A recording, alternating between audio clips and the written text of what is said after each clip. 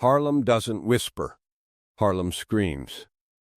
But on December 15, 1971, at exactly 2:14 p.m., the screaming stopped. Frank Lucas walks into Jimmy's barbershop on 116th Street carrying a leather briefcase. Inside that briefcase, $100,000 in cash.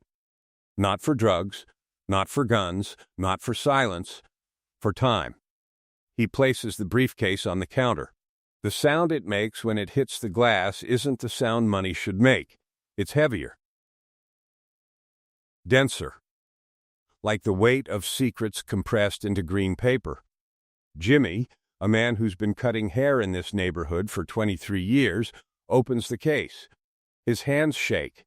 He's looking at more money than his father made in his entire life. More money than most men on this block will see in 3 generations of hard work. Frank doesn't smile, doesn't threaten, doesn't explain. He simply says, "Close the shop. 1 hour. Lock the door. 1 hour. $100,000. One guest." But here's what makes this moment legendary. Frank Lucas, the man who built a $250 million heroin empire by cutting out the Italian mafia, didn't pay $100,000 for privacy. He paid it for protection.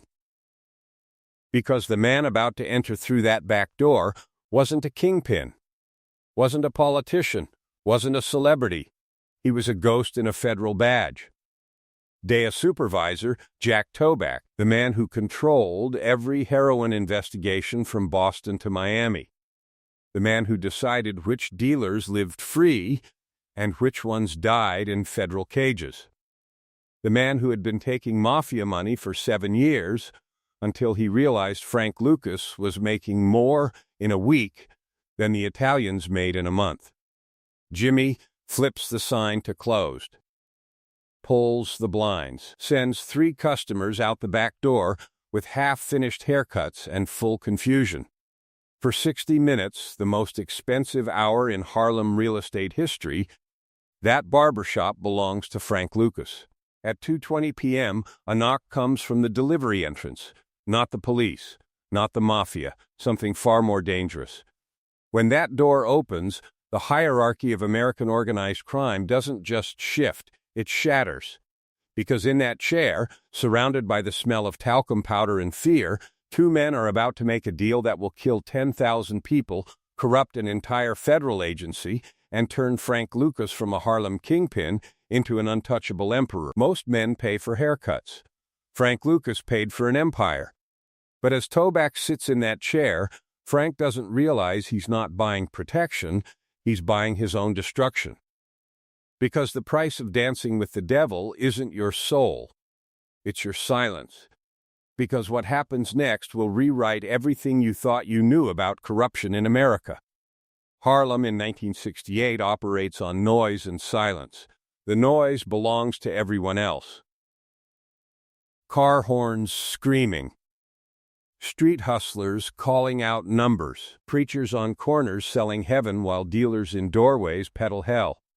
But cutting through all that chaos, there's one car that moves in absolute silence. A black Lincoln Continental. Windows tinted dark enough to hide secrets, chrome polished to mirror perfection. Frank Lucas grips the wheel, 38 years old, invisible, listening. In the back seat, oxygen tank hissing like a countdown clock, sits the dying king of Harlem, Ellsworth Bumpy Johnson. Bumpy is dressed like the old world. 3-piece suit, fedora, ivory-handled cane resting beside him. But his body belongs to a different timeline. Tired heart beating erratic rhythms. Slow, labored breathing. Veins that have carried too much power and too much poison for too many decades. Congestive heart failure doesn't negotiate. It doesn't care about empires or respect, or the 30 years Bumpy spent building power in a city designed to crush men who looked like him. The disease is winning, and Bumpy knows it. But dying men see clearly. They strip away lies. They speak truth because they have nothing left to protect. As they glide up Lenox Avenue, Bumpy stares out at his kingdom and delivers the lesson that will change everything. He points to a young woman, maybe 19, thin as a razor blade, scratching her arm with fingernails bitten to the bone. Eyes gone. Soul gone. Blue angel. Bumpy says quietly, $10 a bag. You know what it cost the Italians? Frank shakes his head. $2. By the time it hits these streets, they've marked it up 500%, and we take all the risk, all the heat, all the dying. Bumpy coughs, and it sounds like gravel in his chest. Every black dealer in America buys from Italians, who buy from Corsicans, who buy from Turks, who buy from farmers in the Golden Triangle. 4 layers of markup, Frank. 4 opportunities for betrayal. 4 reasons why the people doing the dying never see real money. His voice drops to a whisper that cuts through the car's silence like prophecy. The loud man dies young. The silent man builds dynasties. But the smart man? He goes to where the water starts. He goes to the source. The humiliation comes every Friday. Frank drives Bumpy to a social club in East Harlem. Italian territory. Genovese territory. The air smells of espresso and condescension. Here, Bumpy Johnson, the undisputed king of 116th Street, is forced to wait, forced to smile, forced to hand over envelopes thick with cash to men who wouldn't let him eat at their restaurants. Dominic Catano, a capo with dead eyes and manicured nails, sits at his table like a feudal lord collecting taxes. He doesn't stand when Bumpy enters. Doesn't show respect, just quotes prices that have doubled since last month, with no explanation beyond the casual arrogance of monopoly power. Bumpy pays. Always pays. Smiles and nods and swallows the poison of systematic humiliation. But in the car afterward, the mask drops. You see that? He asks Frank, gripping his cane until his knuckles turn white. That's not respect. That's not business. That's a tax on black ambition. A ceiling made of concrete nepotism. His breathing grows labored, urgent. The day I die, you don't fight for my corner. You don't fight for scraps from their table. You burn the whole system down and build your own. July 7th, 1968. Wells Restaurant on 7th Avenue. Bumpy orders chicken and coffee, takes 3 bites, clutches his chest. The king of Harlem falls in a restaurant booth, and Frank catches him before he hits the floor, holds him while the empire transfers hands. Bumpy's last words aren't sentimental, they're strategic. His voice barely a whisper, eyes locked on Frank's. Don't compete with them, Frank. Make them irrelevant. Then the light goes out. The throne sits empty. The revolution begins.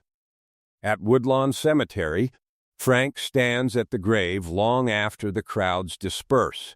The other dealers are already fighting over territory, connections, debts. They think the kingdom lives in Harlem, carved up by blocks and buildings. They're fighting over crumbs while Frank stares at that mahogany casket and understands what Bumpy really gave him. Not territory, not connections, permission. Permission to burn the entire system down and build something new from the ashes. Frank Lucas turns his back on the grave, on the Italians laughing by their limousines, on the way things have always been done. He looks toward the horizon with eyes cold as winter and whispers 4 words that will echo through federal courtrooms and DIA briefings for the next decade. I'm going to Asia. October 1968. The air hits Frank Lucas like a wall of wet concrete. Bangkok breathes heat and exhaust and incense into his lungs, makes his heartbeat feel loud in the chaos. He steps off Pan Am Flight 841 with $50,000 in cash strapped to his chest and a plan so audacious it borders on suicide. While Nicky Barnes fights over 110th Street corners and the Italians consolidate their stranglehold on distribution, Frank has flown 12,000 miles to rewrite the economics of heroin forever. This isn't negotiation. This isn't finding a better connection. This is revolution. He's going to eliminate every middleman between Harlem and the poppy fields of the Golden Triangle. Cut out the Corsicans in Marseille. Cut out the Italian importers. Cut out every hand that's been bleeding the pipeline for 3 decades. Frank Lucas is going straight to the source, to where heroin begins as white flowers in mountain soil. The streets pulse with chaos that makes Harlem look organized. Tuk-tuks weaving through traffic like armored insects. Street vendors frying meat in oil older than some of the soldiers on leave. And underneath it all, the real business, the opium dens, the smuggling networks, the warlords who control territories larger than entire American states. Frank doesn't speak Thai, doesn't speak Mandarin, doesn't know the cultural codes. But he has 2 things working in his favor: Bumpy's lessons about silence and observation, and his cousin Leslie Ike Atkinson, a master sergeant in the U.S. Army stationed at Camp Holloway in Vietnam. Ike becomes the bridge between worlds. They meet in a low-lit bar off Sukhumvit Road called Jack's American Star. American music, American whiskey, Asian shadows. Ike has been in Southeast Asia for 3 years, long enough to understand how the machinery works, long enough to know which Thai officials take bribes and which ones take bullets, long enough to have built relationships with Chinese Thai suppliers who control the flow of raw opium from Burma and Laos into processing labs. But even Ike is nervous when Frank explains the full scope of his plan. You're talking about cutting out organizations that have been doing this for generations, Ike warns, sliding a whiskey across the table. These people don't negotiate. They don't do business meetings. They kill anyone who threatens their monopoly. Frank doesn't touch the drink. Not tonight. Not when the stakes feel like this. They kill people who steal from them or betray them.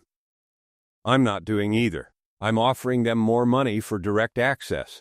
No middleman means higher profits for everyone except the people we're cutting out. The logic is sound, but logic doesn't stop bullets. His translator, a thin Thai man with gold teeth, pulls Frank aside after their 3rd preliminary meeting. You are too calm, he says. They think you are police. Or crazy. Frank asks which is worse. Crazy, comes the answer. Cops follow rules. Crazy men make new ones. The meeting happens in a warehouse outside Chiang Mai, deep in the northern territories where government authority dissolves into warlord fiefdoms. Frank walks in wearing a suit, sweating through the silk, carrying a briefcase that weighs exactly 20 pounds. The warehouse is concrete and shadows. 20 armed men line the walls, AK-47s held casual but ready. At a metal table in the center sits the supplier. Chinese Thai, mid-50s. Hands clean, eyes not. He doesn't stand when Frank enters, just watches him walk the length of the warehouse, every step an evaluation. Frank sits down without being invited, opens the briefcase, inside $50,000 in U.S. currency neatly stacked. But underneath the money, Frank spreads out documents that shouldn't exist. Military transport schedules, customs bypass protocols, flight manifests for cargo planes moving between Saigon and the United States, and the piece that changes everything, detailed information about the cadaver connection. American soldiers are dying in Vietnam at a rate of 300 per week. Their bodies come home in flag-draped coffins on military transport planes that don't get searched by customs. Those coffins don't get opened by inspectors. I'll buy pure heroin at $4,000 per kilo, Frank says through the translator. I'll transport it myself using military channels. You don't deal with Corsicans anymore. You don't deal with Italians anymore. You deal with me. Direct. Clean. No exposure for you. The room goes silent. Guns shift. The supplier leans forward and asks one question. Why should we trust a black American we've never met over organizations we've worked with for 20 years? Frank's answer is mathematics. Because you're selling to the French for $2,000 per kilo. I'm offering you $4,000. Double your profit, half your risk. He slides bank account numbers across the table. Proof of funds. Proof he's not some street dealer playing dress-up. The supplier studies the paper, studies Frank, makes a decision that will flood American streets with the purest heroin they've ever seen. One shipment, he says finally. If you fail, if you betray us, if you bring heat to our operation, we will kill everyone you've ever loved before we kill you. Frank nods once. Deal made. Revolution started.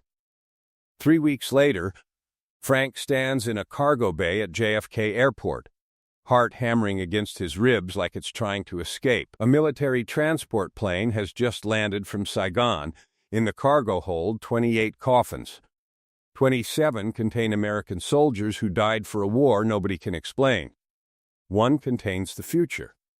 The coffin is opened in a private warehouse. Frank pries open the false bottom. 10 kilos of 98% pure heroin. Product so pure it glows almost blue under the warehouse lights. He names it on the spot, Blue Magic. The empire begins. December 15, 1971. 2:14 in the afternoon. Frank Lucas walks into Jimmy's barbershop on 116th Street carrying a briefcase that weighs exactly $100,000. The shop breathes talcum powder and Old Spice and 3 generations of Harlem secrets. Jimmy is mid-fade on a customer when Frank enters. The clippers go silent. The customer looks up. Frank doesn't say hello, doesn't make small talk, just places the briefcase on the glass counter and lets the weight of it speak first. The sound it makes isn't the sound money should make.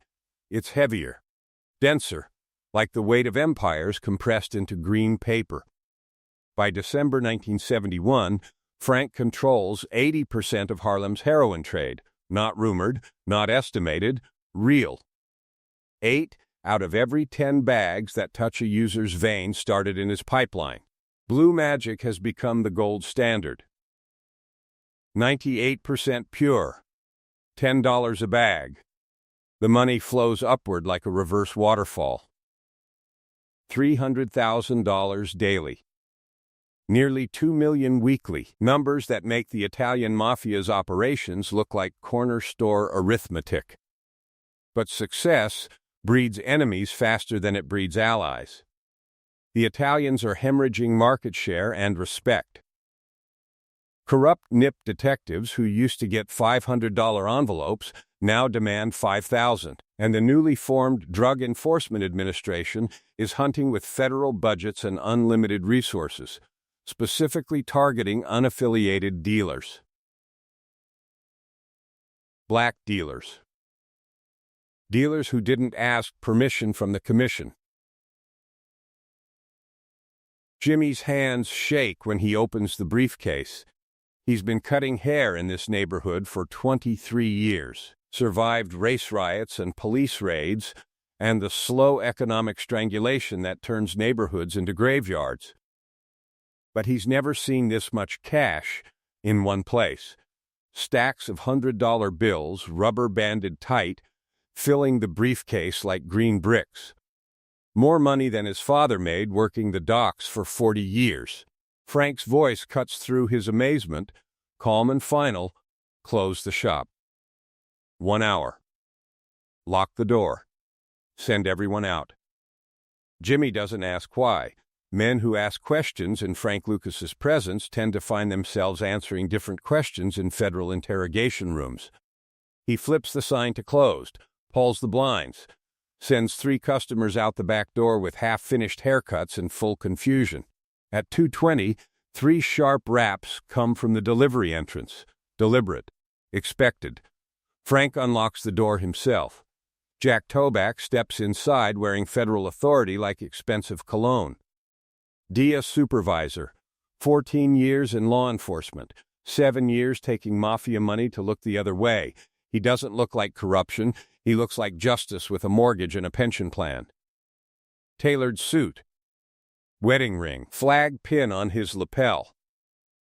The kind of man who testifies before Congress about the war on drugs while depositing bribe money in offshore accounts. Toback sits in the barber's chair. Frank remains standing.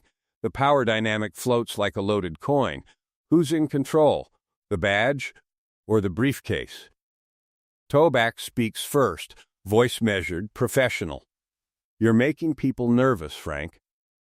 Important people in Washington are asking questions about a black dealer moving weight like a Fortune 500 company. Questions about supply chains that bypass traditional routes. Questions about purity levels that suggest direct Asian connections. Frank doesn't flinch, doesn't defend, just asks a single question that changes everything. What happens when you retire? Toback laughs, but it's recognition, not humor. Recognition that Frank understands the game at levels most street dealers never reach. Men like me don't retire, Frank. We die in office. Or we die in prison if we're unlucky. Frank nods, processing, calculating. Then makes his counteroffer with the bluntness of a man who knows his numbers. $50,000 monthly. Cash. Untraceable. In exchange for two things: protection from federal prosecution and intelligence on mafia operations, shipment schedules, planned raids, when they're getting too bold, when you're planning big raids, when anyone starts building a case with my name on the whiteboard. The silence stretches like wire pulled tight. Toback weighs his government pension against the kind of money that buys beach houses in the Caribbean, weighs his oath against his mortgage. This isn't just corruption. This is partnership. Strategic alliance. Toback will feed Frank information about Italian shipments, giving Frank the ability to intercept or undercut them. Frank will provide Toback with evidence against mafia operations, helping the DEA build cases that make careers and generate headlines. It's brilliant and diabolical, using one criminal organization to destroy another, while the federal government unknowingly finances both sides. After 43 minutes of negotiating logistics, dead drops, and payment schedules, they arrive at the shape of the deal. At 3 o'clock, Toback stands, adjusts his tie, becomes the federal agent again. Before leaving through the back door, he delivers a warning that sounds like prophecy. Stay invisible, Frank. The moment you start acting like a king, you become a target. Crowns attract attention. Attention attracts investigations. And investigations attract me, but not the version of me you're paying. The door closes. Frank stands alone in the barbershop, surrounded by the smell of pomade and corruption. He stares at his reflection in the mirror, sees a man who just bought protection from the one institution designed to destroy him. Sees a king, and in that moment of triumph, Frank Lucas makes the fatal error that will eventually destroy everything he's built. He thinks to himself, with absolute certainty, I don't need his advice.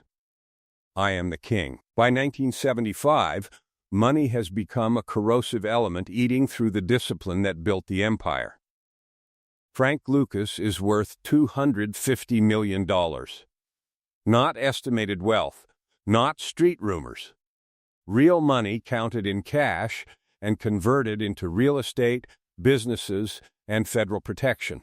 His blue magic empire generates $300,000 daily, every day, weekends and holidays, while families sleep and America dreams. The numbers don't sound real anymore because they aren't supposed to be real. Not for a black man from North Carolina who watched the Klan murder his cousin. But Frank has forgotten the fundamental law that kept him alive for 7 years. The silent man builds dynasties. But money whispers lies that make silent men want to scream their success from rooftops. The mansion comes first. Teaneck, New Jersey. Sprawling estate with manicured lawns that could swallow city blocks, wrought iron gates, swimming pool, tennis court. The kind of house that screams wealth in a neighborhood where most residents are doctors and lawyers who earned their money through decades of legitimate work. Frank tells himself it's strategic separation between business and family, but it's more than that. It's proof. Proof that the system's ceiling can be shattered. The cars follow like a parade of arrogance. Mercedes, Cadillac, Rolls-Royce, each one pristine, each one registered under shell companies that exist only on paper. His wife Julie wears diamonds that don't sparkle, they scream. Necklaces that catch light like frozen fire, rings that could finance small revolutions. Frank is still telling himself he's following Bumpy's rules, staying invisible while growing powerful. But invisibility and a T-neck mansion don't coexist in the same universe. Then comes the coat. The monument to vanity that will destroy everything. Custom-made chinchilla from a Fifth Avenue furrier who warns Frank, this coat makes a statement, floor length.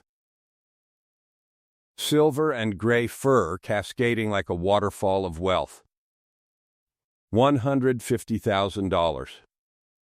More than most Americans earn in 5 years of honest labor. More than Bumpy made in his first decade on the streets. When the tailor lays it across Frank's shoulders for the first fitting, the room shifts with the weight of ego made manifest. Frank stares at himself in the mirror and sees what he's always wanted to see, a king. Julie's eyes light up with dangerous admiration. You look like royalty. And that's the problem. Kings don't hide. Crowns attract attention. Attention attracts investigations. March 8, 1975. Madison Square Garden. Muhammad Ali versus Joe Frazier. The fight of the century. 20,000 people packed into the arena. Cameras sweeping across celebrities, politicians, mafia bosses in expensive suits. Frank walks in wearing the chinchilla coat like armor made of arrogance. Julie beside him dripping diamonds, sitting ringside closer to the action than senators and movie stars. Under the arena lights, the coat glows like he's wearing a small fortune, which he is. Flash bulbs pop. Cameras linger. Frank doesn't duck or hide. He sits there like he owns the building, like a man who's earned the right to be seen. In that moment, Frank Lucas commits the one sin that destroys empires. He becomes visible. The next morning, his photograph appears in newspapers across America with the headline that changes everything. Mystery millionaire at fight of the century. In a cramped office in Lower Manhattan, Detective Richie Roberts stares at that photograph with the intensity of a man who's found the answer to a question he didn't know he was asking. Roberts is everything Frank has never bought. Incorruptible, obsessive, the kind of detective who once found nearly $1 million in a drug bust and turned in every penny. His own colleagues hate him for it. But Roberts doesn't care about popularity. He cares about cases, and this photograph is screaming to be solved. Roberts starts pulling threads with surgical precision. Bank records, property deeds, surveillance reports. What he discovers shocks him into obsession. Frank isn't just independent. He's operating an international supply chain that makes the Italian families look amateur. Roberts gets wiretap authorization, tracks couriers, identifies the Vietnam connection through military records. The investigation accelerates with federal backing, while Frank's paranoia metastasizes like cancer. He suspects everyone, trusts no one, makes increasingly desperate decisions. The protection he's been paying for feels thin as paper. January 28, 1975. 5:47 in the morning. The sky is the color of a bruise when federal agents hit Frank's Teaneck mansion like a military invasion. Battering rams, tactical gear, guns drawn, flashlights cutting through darkness. Frank is dragged from his bed in handcuffs while Julie screams and their children cry. The empire that took 7 years of blood and silence to build collapses in 7 minutes of shouting and broken glass. The chinchilla coat is pulled from the closet and thrown onto an evidence pile like a dead animal, the monument to vanity that lit the fuse of Frank's destruction.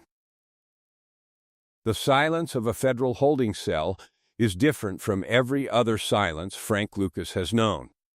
Not the calculating quiet of a Lincoln Continental gliding through Harlem. Not the respectful hush when he entered a room. This is the silence of concrete walls and steel bars, measuring exactly 6 feet by 8 feet.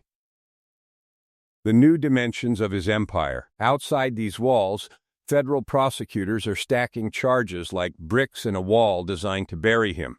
Conspiracy to distribute narcotics, racketeering, tax evasion, corruption. 70 years in federal prison. At 44 years old, the mathematics are simple and brutal. He will die behind bars, forgotten, while his blue magic empire gets carved up by men who never had his vision or discipline. The man who built everything on loyalty and silence now faces the ultimate binary: die a legend in a cage or live as a rat in witness protection. Assistant U.S. Attorney Sterling Johnson arrives with photographs spread across the metal table like tarot cards predicting futures. Corrupt police officers, DIA agents on envelopes, mafia distributors desperate for blue magic when their own supply ran dry. Johnson's voice carries the calm certainty of mathematics. We know you paid them. We know the amounts, frequencies, locations. You give us testimony about the corruption you helped create, and we give you a future that doesn't end in a prison cemetery. The irony cuts deeper than any blade Frank has felt. The same system he corrupted now wants him to expose the corruption he helped build. The same federal agents he paid $50,000 monthly now offer freedom in exchange for their colleagues. It's not justice. It's house cleaning. And Frank is the broom. Frank stares at the pen on the table. It weighs less than a kilo of heroin but carries more destructive power. He thinks of Bumpy Johnson's voice echoing through memory. The silent man builds dynasties. But Bumpy is dead, and dynasties crumble. What is loyalty worth when the people you protected abandon you the moment federal pressure arrives? Frank picks up the pen, and the scratch of ink on paper becomes the sound of a legend dying and a survivor being born. Bumpy taught me to survive, he whispers to the empty room. This is survival. Over 18 months, Frank's cooperation becomes a bloodbath of information that detonates through law enforcement like controlled explosions. He doesn't hold back. Names, dates, transactions, locations. Which detectives took 5,000 weekly? Which DIA agents provided raid warnings? Which Italian families bought his product when their traditional suppliers failed them? The results are catastrophic for the underworld. 3/4 of the DIA's New York office faces investigation or indictment. 75 officers charged with everything from bribery to conspiracy. The crown jewel of Frank's betrayal, Jack Toback, the DIA supervisor from the barbershop who promised protection and delivered handcuffs. Toback gets 12 years, and newspapers call it the biggest corruption scandal in DIA history. Frank doesn't stop there. His testimony dismantles several mafia heroin operations, completing Bumpy Johnson's prophecy in the most twisted way possible. He finally makes the Italians irrelevant, not through competition or violence, but through cooperation with the very system they thought they owned. The old world structures crack under federal pressure armed with Frank's insider intelligence. The streets react with fury reserved for the ultimate sin. Frank Lucas, the man who preached loyalty above life, becomes the definition of betrayal. Contracts appear on his head faster than federal marshals can relocate him.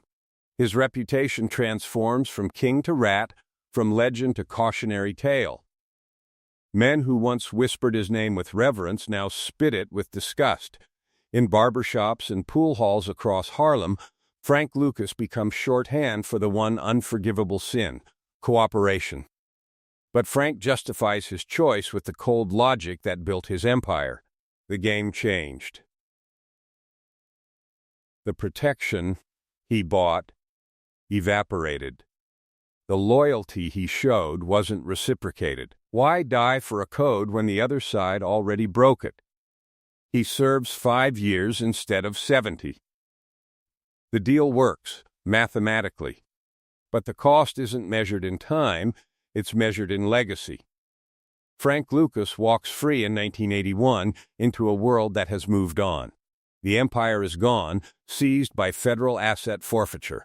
The mansion, cars, chinchilla coat, all auctioned to pay government debts. He lives quietly in New Jersey until his death in 2019 at 88, a ghost haunting the edges of history, he wrote. Was Frank Lucas a revolutionary who beat the system by exposing its corruption, or a cautionary tale about what happens when you become the system you swore to destroy? He spent 38 years after prison trying to answer that question. He never did. The loud man dies. The silent man builds. But the man who speaks? He survives, but he survives alone.